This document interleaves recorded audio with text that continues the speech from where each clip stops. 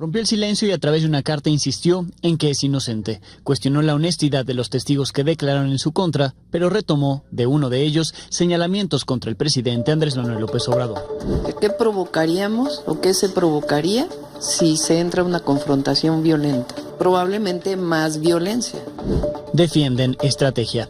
El presidente y la presidenta electa defendieron la estrategia de las Fuerzas Armadas en Sinaloa a una semana de los enfrentamientos entre el grupo de El Mayo y los Chapitos. Intervención más agresiva desataría violencia, consideraron.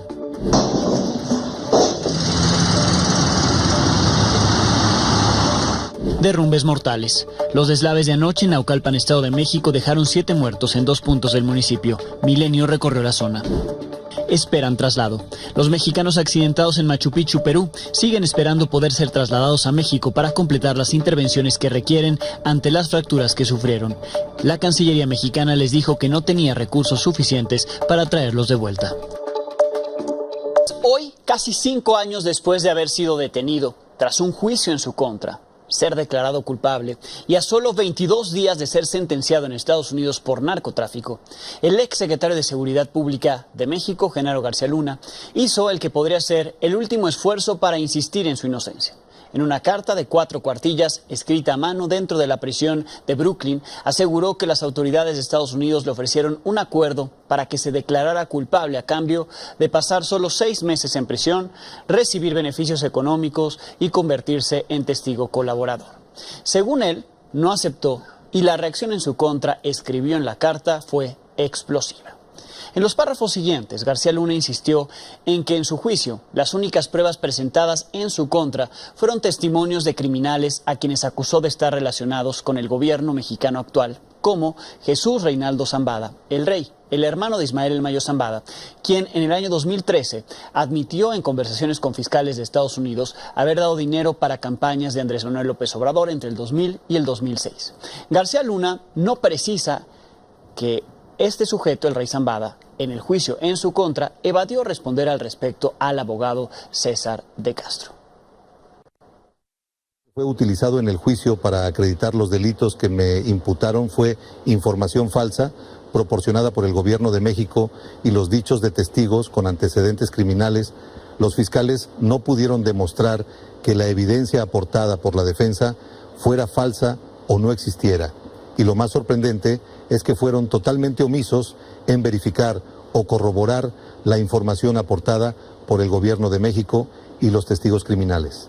Es del conocimiento público y está en los registros oficiales de México y Estados Unidos, los contactos, videos, audios, fotografías, registros de comunicación y gestión entre el actual presidente de México, Andrés Manuel López Obrador, y sus operadores, con los líderes del narcotráfico y sus familias, en particular con los narcotraficantes que fueron utilizados como testigos en mi contra durante el juicio, quienes inclusive imputaron al presidente López Obrador y sus operadores de estar vinculados con ellos y el narcotráfico. Estos hechos son corroborados con la reciente captura del narcotraficante Ismael El Mayo Zambada, la carta emitida por él, donde señala los vínculos del actual gobierno con el narcotráfico, la posición del gobierno de México contra la captura del capo y el desmantelamiento del Poder Judicial de México, cuyos principales beneficiarios son los criminales. Hechos ratificados con la suspensión de relaciones oficiales entre México y Estados Unidos, decretada por el actual presidente de México debido a la postura de Estados Unidos ante estos hechos. Soy una persona que respeta la ley, seguiré con la conducción de mis abogados, agotando todos los recursos legales que prevé la ley hasta lograr mi libertad. Mi honor está intacto, yo no he cometido ningún delito. En la parte final de esta carta, García Luna se quejó de lo que dice que ha vivido en el Centro de Detención Metropolitano de Brooklyn, donde supuestamente ha estado en circunstancias infrahumanas. He estado detenido en el Centro de Detención Metropolitano de Brooklyn por un periodo de 58 meses, casi 5 años, en condiciones infrahumanas. He presenciado homicidios, apuñalamientos y amenazas sistemáticas a mi integridad. Fui segregado casi 1 año en las celdas de castigo sin haber violado alguna norma o falta al reglamento y sin tener un registro de mal comportamiento. En 2 ocasiones me asignaron compañeros de celda que me grabaron más de 2,000 horas, tratando de involucrarme con el narcotráfico o algún delito. En la primera ocasión, el juez resolvió que las supuestas pruebas y los audios no contenían lo que indicaba el fiscal. En la segunda ocasión, no se corroboraron las pruebas y con esas condiciones se resolvió negar la moción para un nuevo juicio. Todo eso está dentro de esta carta. Le repito, 4 cuartillas escritas a mano al interior del Centro Metropolitano de Detención de Brooklyn. ¿Y por qué hasta ahora? Es la pregunta de todo el día desde que se difundió la carta. Tuvo casi 5 años. La posibilidad de testificar en su propio juicio, no quiso hacerlo, y emitir alguna otra comunicación antes. Lo hace 22 días antes de recibir sentencia. El presidente López Obrador le responderá mañana. La presidenta electa, Claudia Sheinbaum, ya lo hizo esta noche al salir de su casa de transición. Eso es falso, es un tema político. El presidente nunca ha estado involucrado en nada que tenga que ver con relación con algún delincuente. Entonces es absolutamente falso. Conozco al presidente Andrés Manuel López Obrador, lo conoce el pueblo de México. Si él no tuviera autoridad moral, la autoridad moral que tiene, no podría haber hecho la transformación que hizo. Entonces, ¿qué motivación podría tener García Luna para involucrarlo a estas alturas en eso? Pues es un tema político, ya se va el presidente García Luna. Quiere, supongo, mancharlo, pero no va a poder. En Estados Unidos, una exfuncionaria panista de Tamaulipas fue sentenciada por tráfico de drogas. Se trata de Denise Ahumada Martínez, ex regidora de la ciudad de Reynosa. Un juez le dictó 3 años de prisión después de que en octubre pasado se declaró culpable de intentar transportar 42 kilos de cocaína hacia Estados Unidos. Se dice que trabajaba para el Cártel del Golfo, aunque su defensa aseguró que lo hizo porque recibió amenazas de muerte contra ella y su familia, que por eso hizo ese traslado de la droga. En Washington, D.C. van 7 días de juicio contra Rubén Oseguera González, el Menchito, y Ángel Hernández tiene la crónica de este día de juicio. ¿Cómo estás, Ángel? Buenas noches. ¿Qué tal, Alex? Buenas noches. Pues sí, hoy un policía y un narcotraficante estuvieron ahí en la corte donde se está juzgando a el Menchito. Y primero el narcotraficante, que por cierto es del Cártel de Sinaloa, habló de cómo en 2010 hubo un acuerdo entre el Cártel de Sinaloa y el Cártel de Jalisco que permitió que ambos traficaran por rutas similares. Así que, ¿qué te parece, Alex, si escuchamos parte de esta historia? Veamos. El juicio al Menchito, José Antonio Torres Marrufo, alias El Jaguar, ex jefe de sicarios del Cártel de Sinaloa en Ciudad Juárez, Chihuahua, afirmó que en 2010 tuvo un acercamiento con el Cártel Jalisco para negociar trabajar juntos. Ocurrió en una cabaña en Tapalpa, Jalisco. Ahí, agregó, estaba Rubén Oseguera González, hijo del Mencho, a quien identificó como número 2 en el grupo criminal e intermediario para comprar armas en México. Testificó que coincidió con él en el Penal Federal de Oaxaca aproximadamente en 2018 y ahí se enteró que el Menchito seguía consiguiendo armas para el cártel que lidera su padre. Aseguró que lo escuchó presumir que fue él quien ordenó derribar un helicóptero de las Fuerzas Armadas en Villa Purificación, Jalisco, en mayo de 2015. Además del Jaguar, un agente antidrogas estuvo este martes en el estrado de los testigos. Se trata de Steve Pérez, agente de la DEA y encargado de analizar conversaciones interceptadas entre el Menchito y su tío, Abigail González Valencia, el Queenie. En un par de ellas, un sujeto asegura que hacía envíos de droga a nombre de Rubén Oseguera. En otra, con el nombre de pantalla Iceman, el hijo del Mencho discute con su tío Abigail con el nombre de pantalla Voz, operaciones que según el experto de la DEA eran sobre tráfico de cocaína. La defensa del Menchito objetó varias de estas declaraciones asegurando que eran solo opiniones y no hechos. Así que la jueza Beryl A. Howell ordenó al jurado tomar las afirmaciones de la gente como una opinión y que pueden descartar si estiman que no coincide con las evidencias. Para Milenio Noticias, Ángel Hernández. Ángel, en la lista de los posibles testigos todavía es amplia. ¿Cuántos faltan? Todavía, Alex, esperamos un agente de la DEA, por supuesto al tío del Menchito, José González Valencia.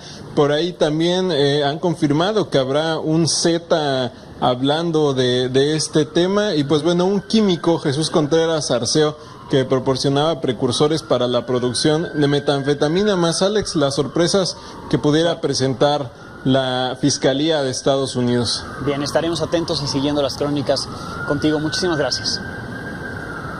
A ti, Alex, buena noche. Gracias, Ángel Hernández. El presidente López Obrador y la presidenta electa Claudia Sheinbaum defendieron la estrategia de seguridad que se está implementando en Sinaloa ante la ola de violencia que lleva una semana por este conflicto entre el Grupo del Mayo y los Chapitos.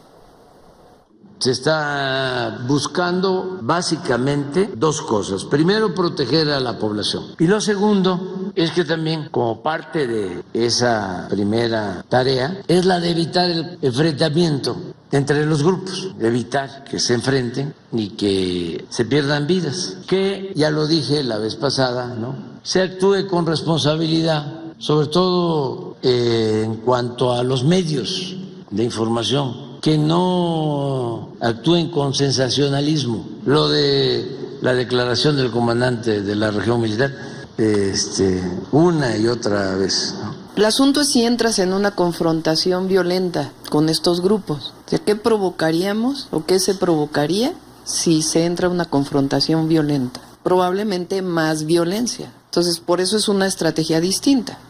Quizá no es exactamente esperar a que los grupos dejen de enfrentarse solamente, sino lo que se está haciendo ahora, que es proteger a la población.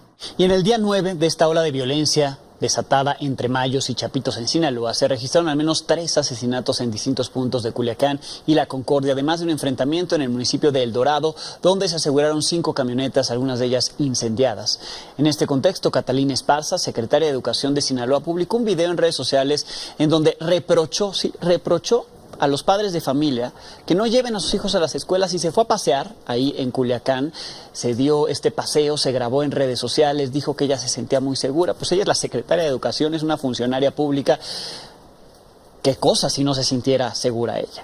Pero bueno, así reprocha a la ciudadanía que decide no ir, no salir. Esto es lo que ocurrió en ese recorrido. Solamente para que no digan que no se vino, que sí están trabajando. Les informo, estoy yo aquí, no pasa nada, vengo del Tamarindo, La Conquista y de algunas otras secundarias. Ando sola, no traigo chofer, no traigo guaruras, porque luego dicen que es peligroso moverse y yo no veo por ningún lado el peligro. Estas son las únicas 2 personas que se encuentran aquí y su servidora, que es quien está transmitiendo en vivo. En fin, por cierto, esta tarde el periodista de Nota Policíaca Ernesto Martínez difundió un video de agradecimiento por la liberación de su hijo, quien ayer fue retenido por hombres armados durante varias horas. Sin embargo, el periodista también confirmó que junto a su hijo fueron plagiados 2 jóvenes más, identificados como Antonio Bojorquez Payán y Ezequiel Jasso Negrete, que hasta el momento continúan desaparecidos. Sobre lo que sucede en Sinaloa hoy por primera vez en casi 10 días, el gobierno federal presentó un informe sobre lo que ha ocurrido en ese estado, su versión, sus datos. Dio a conocer que del 9 de septiembre a la fecha tienen registrados 30 civiles muertos, a pesar de que ayer la Fiscalía de Sinaloa, con una nueva titular, se supone que esta ya dice la verdad, quién sabe, pero la Fiscalía del Estado informó que eran 35 muertos. El gobierno federal tiene 30. También se informó que se han registrado 13 agresiones contra personal militar, en los cuales fueron asesinados 2 elementos, otros 9 resultaron heridos. Se informó que se tienen desplegados 1.200 elementos de las Fuerzas Armadas en Culiacán y los municipios cercanos. Pese a la violencia que se vive en algunas zonas del país, la aún secretaria de Seguridad y Protección Ciudadana, Rosa Isela Rodríguez, expuso los logros obtenidos en materia de seguridad en este sexenio. En su último informe, antes de que finalice el periodo de gobierno del presidente López Obrador, dijo que así se encuentra México y que está en buen estado, como se le entregará a Claudia Sheinbaum. Hoy presentar los resultados de este último informe. Vamos a presentar un video que concentra el trabajo del Gabinete de Seguridad. Se dio prioridad a las actividades de inteligencia en contra de las organizaciones delictivas. Esto permitió la detención de 94.240 infractores de la ley, incluidos 12.319 de organizaciones criminales, entre los que sobresalen Ovidio M., Néstor Isidro N. y Rafael Caro Quintero. Para reducir los homicidios dolosos, se implementaron diferentes acciones que a septiembre del 2024 ha logrado disminuir el homicidio doloso hasta el 19%. Se redujo de manera simultánea la tasa de víctimas de delitos y también el porcentaje de pobreza. Que ahora la gente tiene una mejor expectativa sobre las condiciones de seguridad en el país. La Guardia Nacional es identificada en la actualidad por 9 de cada 10 personas. la tasa nacional de actos de corrupción se redujo 16.6% en el país, que entre 2017 y 2023, que el 53.5% de la población adulta le da el más alto nivel de confianza al presidente de la República. El 54% de los mexicanos tiene alta o moderadamente alta confianza en su gobierno, lo que ubica a nuestra nación por encima del porcentaje promedio de la OCDE, que la forma de gobernar en México sí ha tenido un impacto positivo entre la población. Optimista. En Guanajuato, 4 personas murieron tras un ataque armado en la comunidad de La Tinaja del Coyote, en el municipio de Yuriria. 3 de ellos ya fueron identificados, uno más permanece en calidad de desconocido. En la agresión hubo 2 personas que resultaron heridas, continúan recibiendo atención médica. Por desgracia, las masacres en Guanajuato no son cosa extraña. Esa entidad promedia entre 4 y 5 casos al mes. En lo que va del año, Guanajuato suma al menos 39 masacres, de las cuales 32 ocurrieron en los primeros 6 meses del año. Algunos casos conocidos fueron el asesinato de 5 personas en una recicladora el mes pasado, otros 5 asesinados en un bar en Celaya en junio. Ese mes también hubo 4 mujeres y 2 menores asesinados en una vecindad. El gobernador de ese estado, Diego Sinue Rodríguez, reveló que durante su sexenio ha recibido amenazas, por lo que seguirá bajo medidas de seguridad cuando deje el cargo la próxima semana. Descartó mudarse a otra entidad o a otro país. Cuando tú trabajas y piensas callos claros que recibimos durante el sexenio, últimamente no, pero durante el sexenio, claro, hubo momentos muy ágidos donde hubo amenazas públicas, hubo narcomantas, hubo en redes, hubo de todo, pero nunca nos rajamos y aquí estamos, y aquí seguiremos, y sí, yo aquí seguiré viviendo en León, Guanajuato. Véalos a paseos y pregúntale a la gente qué piensa de los edepales. Muy diferente a lo que pasó a lo mejor en otros lugares como Celaya. Entonces no es un tema no se puede generalizar. Habla de amenazas, pero se está riendo. En Veracruz, presuntos delincuentes disolvieron una protesta contra los abusos policiales en el municipio de Coscometepec. El grupo armado llegó hasta el punto de reunión de los inconformes y les dispararon varias veces. Al menos una persona murió en la agresión armada. Los hechos fueron calificados por la Secretaría de Seguridad Pública Estatal como un conato de enfrentamiento entre grupos antagónicos. Luego de las críticas del expresidente de México, Ernesto Zedillo, a la aprobación de la reforma al Poder Judicial, hoy el presidente López Obrador consideró como una burla el que se haya pronunciado Zedillo sobre ese tema. La próxima presidenta, el coordinador de los diputados de Morena y el presidente del Senado también criticaron la postura de Ernesto Zedillo. Traen a Zedillo, ¿no? Va a decir que es una dictadura México. Y es de risa. Hacen el ridículo. Pero no pasa de ahí. Zedillo es un representante del viejo régimen, es un representante del régimen de corrupción y privilegio. Y como tal opina, y qué bueno que opine, para eso somos un país democrático. No coincido. Lo que pasa es, desde mi punto de vista, pues es que no tienen voceros los adversarios, ¿no? Entonces, pues ahora traen a Zedillo. Y se le respeta, porque es un expresidente, se le respeta, pero no coincidimos en su punto de vista. Creo que no le asiste la razón al presidente Zedillo. No quiero yo expresar todo el daño que hizo al país. Para mí no tiene sentido estar hablando del pasado. Pero ¿con qué calidad moral y política este expresidente viene a ser el vocero de la derecha? Ese hombre que acordó con Acción Nacional, con Felipe el Sagrado Corazón de Jesús Calderón Hinojosa, que se aprobara hacer deuda pública la deuda privada de los bancos, el Fobaproa. Pero las críticas a la reforma recién aprobada y publicada continúan. El portavoz del Departamento de Estado de Estados Unidos, Matthew Miller, fue cuestionado sobre cuál era la posición del gobierno estadounidense tras haber publicado la reforma al Poder Judicial. Esto fue lo que respondió. So obviously we have noted the enactment. We especially look at the enactment of this law in light of our joint efforts to promote our economic competitiveness and integration, and ultimately we will continue to have a dialogue with our Mexican colleagues on the statute and how it's implemented.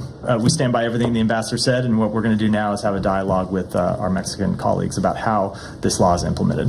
Por cierto, trabajadores del Poder Judicial que siguen en suspensión de labores se manifestaron afuera de la Suprema Corte de Justicia de la Nación, expresaron su apoyo a la ministra presidenta Norma Piña y a otros ministros, abuchearon a la ministra Loretta Ortiz. Por su parte, la Asociación Nacional de Jueces y Magistrados Federales informó en este comunicado que la suspensión de actividades se mantendrá hasta que el Consejo de la Judicatura Federal instale una mesa de trabajo con el Comité de Diálogo para definir estrategias que protejan los derechos de los trabajadores.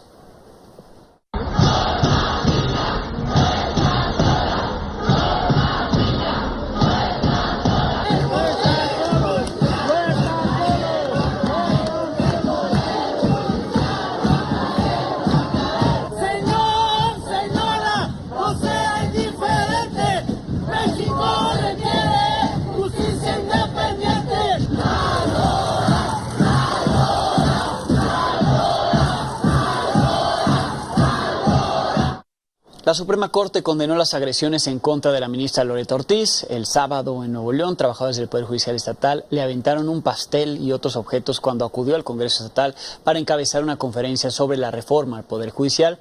Afortunadamente, ninguno le dio. La Corte dijo que las manifestaciones deben ser pacíficas y se debe respetar a todos los integrantes del Poder Judicial. Por cierto, el Pleno de la Suprema Corte regresó a sus actividades sin abordar el tema de la reforma. La ministra presidenta Norma Lucía Piña abrió la sesión para retomar la votación del acta que discutían el pasado 2 de septiembre.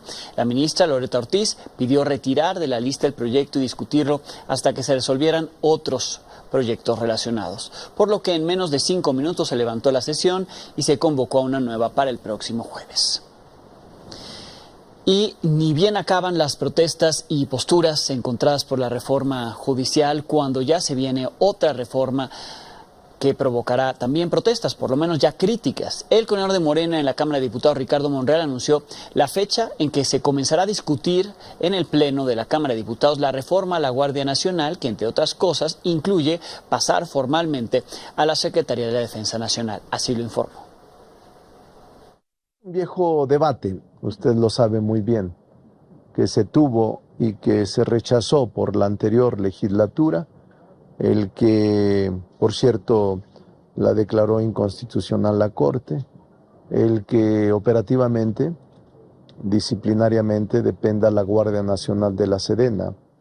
El dictamen ya está elaborado positivamente y será sometido a la discusión el próximo jueves en la Cámara de Diputados y luego será enviado a la Cámara de Senadores como Cámara Revisora. Ahí en la Cámara de Diputados, hoy el equipo o parte del equipo de la presidenta electa Claudia Sheinbaum realizó un ensayo general de la ceremonia de toma de protesta del 1 de octubre. Se dejó ver que mujeres cadetes del heroico Colegio Militar serán quienes escolten a la presidenta electa. Ese día 1 de octubre repitieron varias veces el recorrido desde el acceso al recinto, avanzando por el pasillo central hasta la tribuna donde Sheinbaum recibirá la banda presidencial por parte de la presidenta de la mesa directiva de la Cámara de Diputados, Ifigenia Martínez. Después rendirá protesta como presidenta constitucional de México. Se espera que haya más ensayos antes del 1 de octubre, pero este ensayo fue captado por mi compañero reportero Fernando Damián. Y hablando de la presidenta electa, hoy Claudia Sheinbaum informó que fusionará Segalmex y Diconsa en su gobierno para formar así una sola unidad que llamará Alimentación para el Bienestar. Estará a cargo de María Luisa Albores, actual secretaria del Medio Ambiente. Detalló que esta nueva área se encargará de vincular a los pequeños productores agropecuarios con las tiendas Diconsa de manera directa. Y hablando de anuncios, el secretario técnico del Gabinete de la Presidencia y coordinador general de programas para el bienestar, Carlos Torres, informó que Manuela Obrador, quien es prima del presidente López Obrador, será la nueva delegada de los apoyos del bienestar en Chiapas. En su cuenta de X, el funcionario dijo que el trabajo de ella será indispensable para fortalecer la política social en ese estado, que es donde más se ha reducido la pobreza, aseguró. Recordemos que Manuela Obrador fue diputada federal, buscó ser la candidata de Morena para la gubernatura de Chiapas, pero el presidente López Obrador se opuso. Ayer le informé sobre un deslave en el municipio de Naucalpan, Estado de México, donde fallecieron 6 personas en una misma vivienda. Los vecinos dicen tener miedo ante las constantes lluvias, pues en menos de 24 horas ese municipio, Naucalpan, ha padecido 2 derrumbes mortales. Mi compañero Amílcar Salazar estuvo ahí y nos presenta la crónica.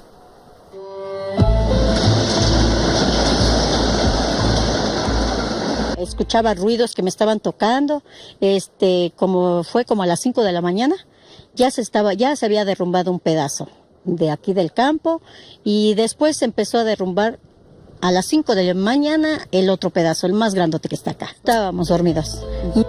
En la colonia San Miguel Dorani, del pueblo de San Francisco Chimalpa, una barda de piedra sorprendió a los vecinos al desplomarse sobre las casas la madrugada del martes. Al acudir al rescate, un elemento de protección civil fue golpeado por las piedras que se desgajaron del cerro. Más tarde, autoridades confirmaron de su deceso. Tuvimos también un fallecimiento de un compañero más de las brigadas que estaban trabajando. Por las calles inclinadas del barrio, se pueden ver restos de escombros o grava. En la escuela primaria Plan de Ayala, en el kilómetro 18 de la carretera Naucalpan-Toluca, se puede ver también el suelo reblandecido. Comentan las autoridades de la escuela, solicitan un dictamen donde se diga si es viable que los alumnos sigan viniendo a clases presenciales, si se van a clases en línea. Es un plantel, tiene niños, tiene vidas humanas y no esperemos a que suceda algo más. Este es el segundo derrumbe en menos de 24 horas con víctimas mortales en el municipio mexiquense.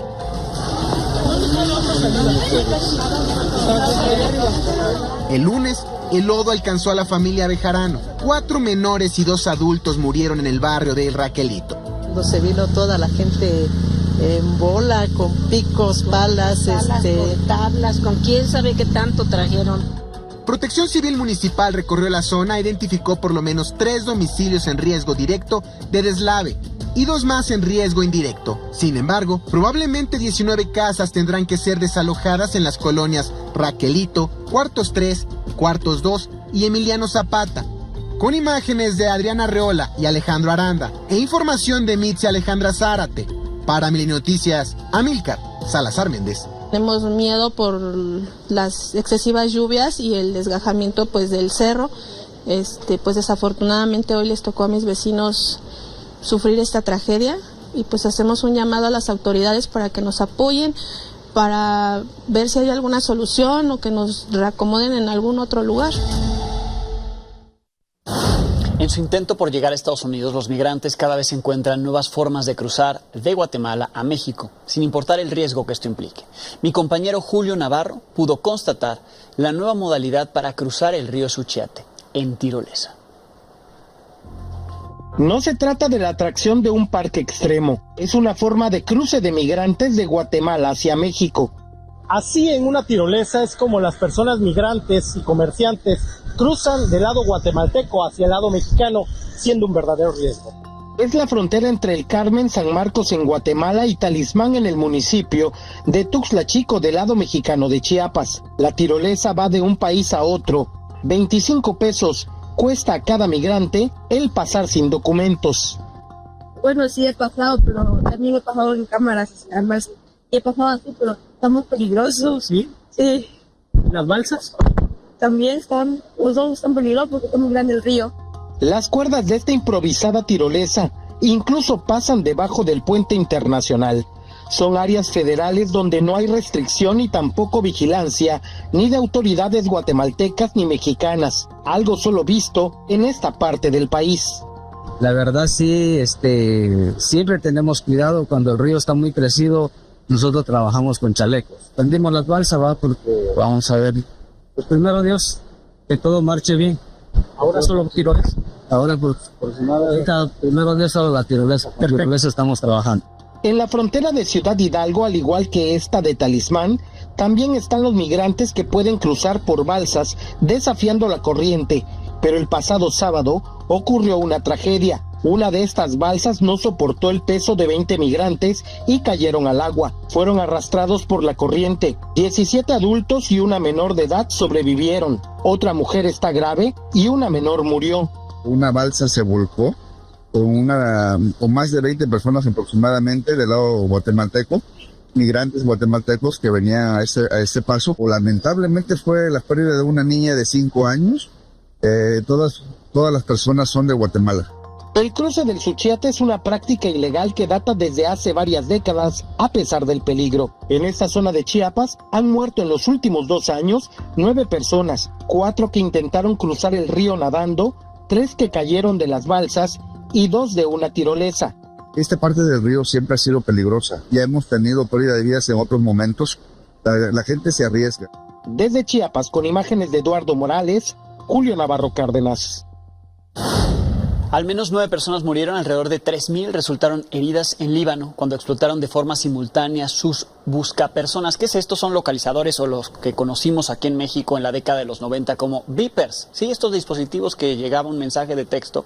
Pues el grupo paramilitar y el gobierno libanés culpa a Israel de esto, en medio de las tensiones crecientes en la región, aunque Israel no ha hecho declaraciones al respecto. Medios como CNN y The New York Times afirman que se trató de una operación conjunta entre el Servicio de Inteligencia de Israel y el Mossad, además de las Fuerzas de Defensa de Israel, que habrían colocado material explosivo en un lote de localizadores de fabricación taiwanesa que fueron importados al Líbano y destinados a Hezbollah o integrantes de Hezbollah. Entre los heridos se encuentra el embajador de Irán en Líbano, varios médicos, así como menores de edad.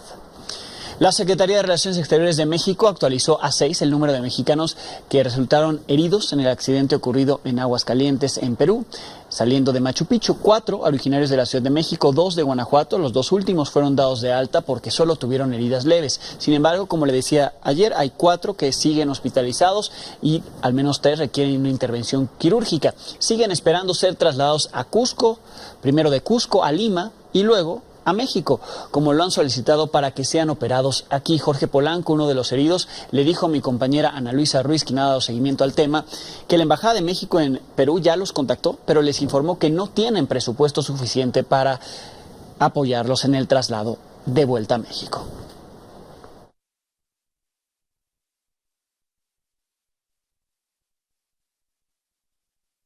Como cada semana conversé con Enrique Perret, colaborador de este espacio en su sección Desde Washington, director de la US Mexico Foundation. La semana pasada, en tu participación que nos acompañaste acá en el foro que hablábamos del debate, ¿no?, entre Kamala Harris y Donald Trump, decías, uno de los temas que no fueron abordados, por lo menos a profundidad, el tema de la violencia armada y en particular la violencia cometida contra menores de edad. ¿Hay datos relevantes en este asunto?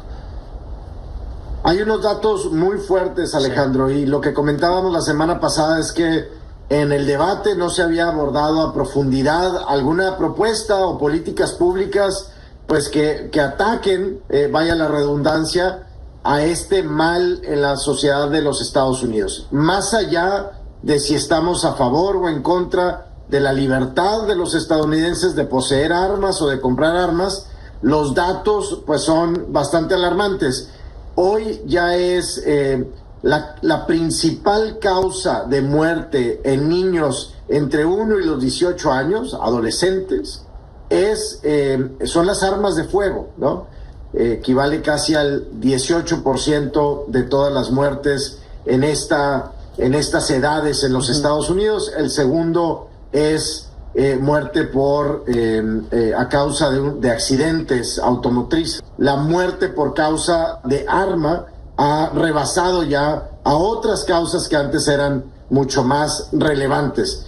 Y lo digo como política pública porque, pues otra vez, más allá de estar a favor o en contra, tiene que haber una política pública de cómo disminuir estas muertes. Estamos hablando de que por cada 100,000 niños en los Estados Unidos, 5 pueden ser las muertes de niños por esta causa. Uh-huh. En algunos estados, Alejandro, por ejemplo, Mississippi, sube hasta 48 muertes por cada 100,000 habitantes en un año. Sí. En un estado como Luisiana, hasta 43 muertes. Entonces, bueno, pues hay evidentemente algunos focos de atención en algunos estados en particular en los que pudiera haber alguna política pública. No todo tiene que ver con estas masacres o estos mass shootings, como les decimos. Claro. Tiene que ver pues también con suicidio, o sea, todo lo que involucre el uso de un arma de fuego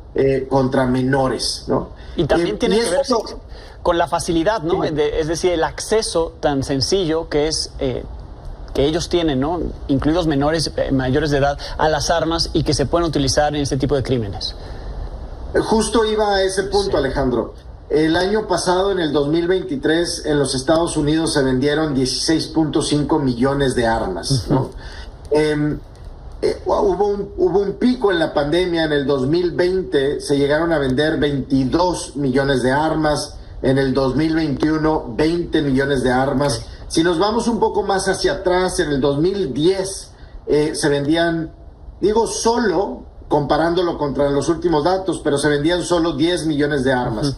Si tú vas acumulando estos datos, Alejandro, en tan solo una década, digamos, se pudieron haber vendido pues mucho más de 100 millones de armas en los Estados Unidos. Cuando piensas en una población de 360 millones de habitantes, pues estás hablando de que probablemente haya mucho más armas allá afuera que habitantes en este país. Sí. Otra vez, yo no es que esté en contra o a favor de la capacidad de un norteamericano de defenderse por sus propios medios y de portar un arma. Simplemente digo que hoy hay niños y jóvenes que mueren en Estados Unidos a causa de eso que dices tú, de ese acceso fácil a las armas. Y vaya, creo que hay mucho que hablar, creo que hay mucho que hacer ahí, y creo que hay mucha política pública que se puede implementar. Y lo que compartíamos la semana pasada es que pues no habíamos visto mucho de esto. Sí, ahora en términos electorales parece que es poco atractivo porque, como bien dices, pues los estadounidenses tienen este derecho, ¿no?, a poseer un arma para defenderse. Sin embargo, si lo plantean de esta manera, es decir, una política pública que limite el acceso para proteger a sus familias, me imagino que ningún norteamericano estaría en contra de una política pública que busque eso, proteger a sus familias. Exactamente, es digamos un tema de salud pública, es un poco como el tema de las drogas, ¿no? Hay estados, evidentemente, que ya permiten el uso de ciertas drogas, y a lo mejor eso recae en las libertades individuales, y así se abordó, pero eso no quiere decir que no pueda haber campañas o que pueda haber políticas públicas que fomenten el uso responsable, que fomenten incluso la compra responsable de ciertos tipos de armas, que puedan ser menos, menos fáciles de uso para los niños. Estamos hablando de niños, otra vez, de muertes de niños desde 1 año hasta los 18 años. Sí. Evidentemente puede haber cosas que se pueden hacer en cuanto al acceso, en cuanto a la libertad del niño de poder tener acceso a esas armas. Pausa y volvemos. Uno hasta el fondo, Gilgamesh.